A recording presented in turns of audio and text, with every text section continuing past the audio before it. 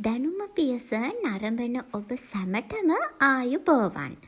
අද අපි යන්නේ මාතලේ දිස්ත්‍රික්කයේ පිහිටි ලංකාවේ තිබෙන සුවිශේෂීම සහ අභිරහස්ම ගෘහ නිර්මාණ ශිල්පයක් සහිත ස්ථානයකට. ඒ තමයි නලන්දා ගෙඩිගය. මෙය ලංකාවේ මධ්‍ය ලක්ෂ්‍ය ලෙසද සැලකෙනවා.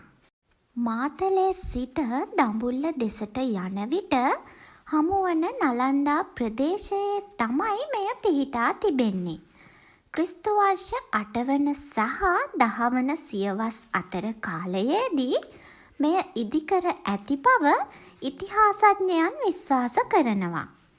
විශේෂම දේ තමයි 1980 දශකයේ මහවැලි ව්‍යාපාරය නිසා මේ ස්ථානය ජලයෙන් යටවීමට ගියත් පසුව එය ගලෙන් ගල ගලවාගෙන වෙත් උස් බිමක නැවත ස්ථාපනය කිරීම. නලන්දා ගෙඩිගය ලංකාවේ අනෙක් විහාරස්ථානවලට වඩා සම්පූර්ණයෙන්ම වෙනස්. මෙහි ඇත්තේ දකුණු ඉන්දියාවේ පල්ලව වාස්තු විද්‍යා ශෛලයයි.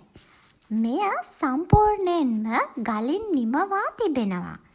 ඒ වගේම මෙහි බෞද්ධ සහ හින්දු යන ආගම් දෙකේම ලක්ෂණ මිශ්‍ර වී තිබීම ඉතාමත් විශේෂ කරුණකි. නලන්දා ගෙඩිගය ලංකාවේ භූගෝලීය මධ්‍ය ලක්ෂ්‍ය ලෙස බොහෝ දෙනා හඳුන්වනවා.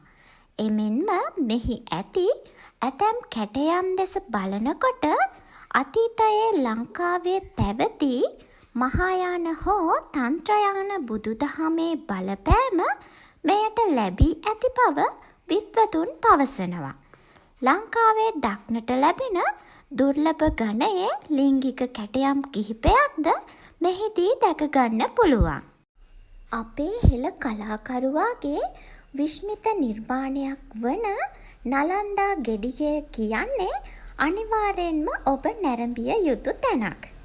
ඉතින් තවත් මේ වගේ වටිනා තොරතුරු ගැන දැනගන්න දැනුම පියස සබ්ස්ක්‍රයිබ් කරලා තියාගන්න. නැවත හමුවෙමු. ස්තුතියි.